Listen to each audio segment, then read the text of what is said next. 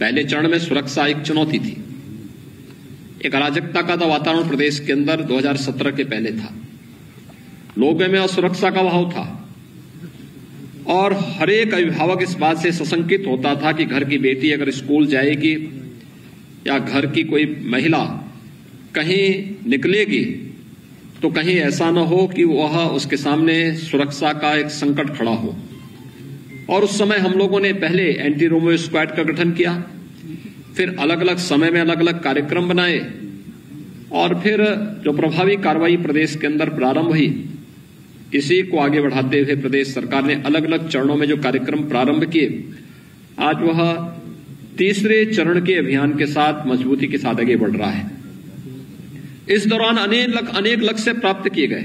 आज आप किसी भी शहर में जाएंगे, आपको हर शहर में महिला पिंक बूथ दिखाई देगा।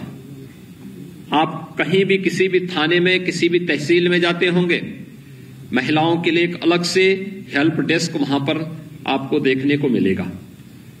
तीसरे चरण में हम लोगों ने ग्राम पंचायत स्तर पर इस कार्रवाई को आगे बढ़ाया कि हर ग्राम पंचायत में जहां ग्राम सचिवालय सफलतापूर्वक कार्य कर रहा है, वहां पर मिशन शक्ति के अभियान के तहत एक महिला शक्ति बूथ का गठन होना चाहिए, जहां पर महिलाओं के स्वावलंबन से जुड़ी हुई इन सभी योजनाओं के साथ इसके साथ लिया जाना चाहिए। और महिला बीट अधिकारी, जो पुलिस के अधिकारी महिला कांस्टेबल थे, उस महिला कांस्टेबल को हम लोगों ने भर्ती किया।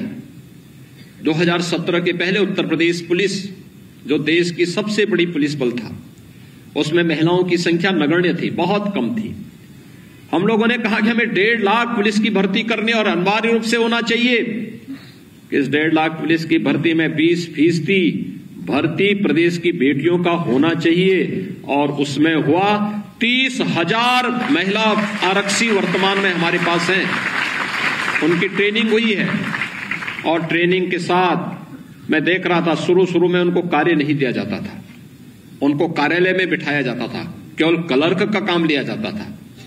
बाद में हमें जानकारी मिली कि इसमें ज्यादातर बेटियां ऐसी हैं जो चाहती हैं कि नहीं, हम फील्ड में काम करेंगे, हम पुरुष से किसी मायने में कम कैसे।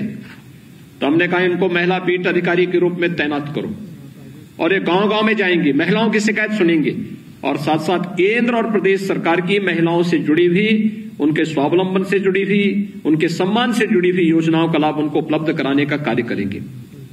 और बहुत अद्भुत कार्य हो रहा है। आज आप देखते होंगे हर जनपद में स्पेशल ट्रेनिंग के कार्यक्रम महिला आरक्षियों के चल रहे हैं और वे सब गांव में जाती हैं।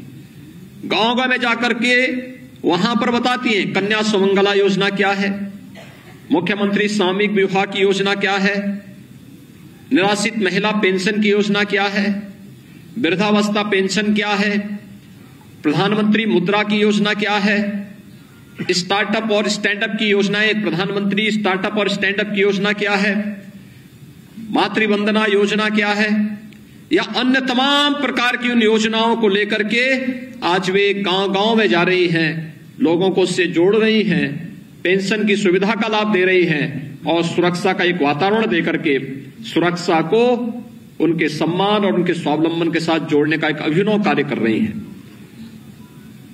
हम लोगों ने अभी पिछले दिनों एक कार्यक्रम यहां पर किया था और उस कार्यक्रम के साथ हम लोगों ने एमएसएमई विभाग को इस बारे में जिम्मेदारी सौंपी थी। क्या ये संभव होगा कि हर जिले में हम 1,000 75 जनपद हैं, 75 जनपदों में 1,000 ऐसे लोगों का चयन करें जिन्हें हम विश्वकर्मा श्रम सम्मान की योजना के साथ जोड़ करके और श्रम सम्मान योजना के साथ जोड़ करके एक निश्चित ट्रेनिंग दे करके उनके स्वावलंबन के लिए कार्य करें। अभी ये बहुत दिन नहीं हुए, मुश्किल से 10 दिन के अंदर ये कार्यक्रम संपन्न हुआ है और मैंने जिम्मेदारी दी है कि अगले 3 महीने के अंदर इस कार्यक्रम के साथ जुड़ना है। मुझे प्रसन्नता है कि एमएसएमई विभाग ने पुरुषों के प्रशिक्षण को ध्यान में रखकर के अपनी कार्ययोजना आगे बढ़ानी प्रारंभ की, लेकिन उससे पहले नारी शक्ति के लिए आप सभी बहनों के स्पेशल 3 दिवसीय ट्रेनिंग के कार्यक्रम को यहां पर आज आयोजित किया है, जिसमें 75,000 बहनें, हर जिले की 1,000 उनके स्पेशल ट्रेनिंग के कार्यक्रम को आज यहां पर आयोजित किया जा रहा है और यह कार्यक्रम हर एक जनपद में प्रारंभ होगा। इसमें उन्हें किट भी उपलब्ध कराए गए हैं, कराए जा रहे हैं। बैंकों के साथ जोड़ करके जिस कार्य की वे ट्रेनिंग लेंगे उस ट्रेनिंग को फिर बैंकों के साथ उन्हें जोड़ करके बैंकों से लोन देने या शासन की योजनाओं का सब्सिडी का लाभ कैसे उन्हें प्राप्त हो सके, जिससे वे सम्मानजनक ढंग से अपने कार्यक्रम को आगे बढ़ा सकें। एक नारी वह केवल अकेले नहीं होती है, वह अनेक लोगों का आधार बनती है, समाज को एक नई दिशा देने का आधार बनती है और वह कार्यक्रम आपके माध्यम से आगे बढ़ रहा है। स्वाभाविक रूप से योजना सफल होगी, कोई संदेह नहीं, क्योंकि अनेक कार्यक्रम वर्तमान में चल रहे हैं और मैं कहूंगा एमएसएमई विभाग को कि इस कार्यक्रम के साथ जोड़ें उन लोगों को।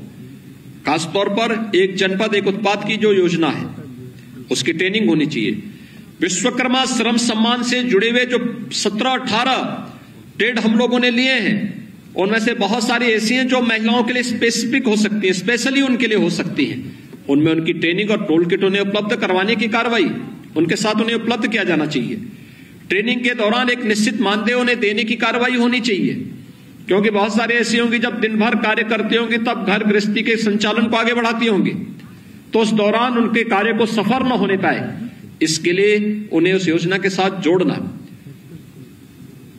गांव गांव में डेयरी उद्योग को पशुपालन विभाग के साथ इन्हें जोड़ते हुए महिला बूथ के संचालन को सफलतापूर्वक आगे बढ़ाना, क्योंकि मैं मानता हूं कि अगर महिलाएं ठान लेती है कि हमें इस कार्य को करना है और उन्हें थोड़ा भी समर्थन मिल जाए समाज का, तो इस कार्यक्रम को सफलता की एक नई ऊंचाइयों तक पहुंचाने का कार्य करती है। हमने झांसी में और बुंदेलखंड में ब्लेनी मिल्क प्रोड्यूसर को देखा है।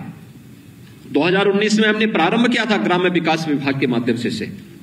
आज मैं देखता हूं 600 महिलाएं उसके साथ जुड़ी हुई हैं और 600 महिलाओं का मैं इस वर्ष देख रहा था, मुझे लगता है कि लगभग 4 करोड़ का उनको नेट प्रॉफिट हुआ था एक वर्ष में।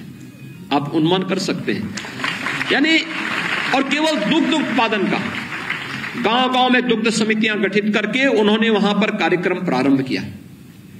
हम ये कार्य उत्तर प्रदेश के अंदर हर एक जगह कर सकते हैं, हर एक कार्यक्रम के साथ जोड़ सकते हैं।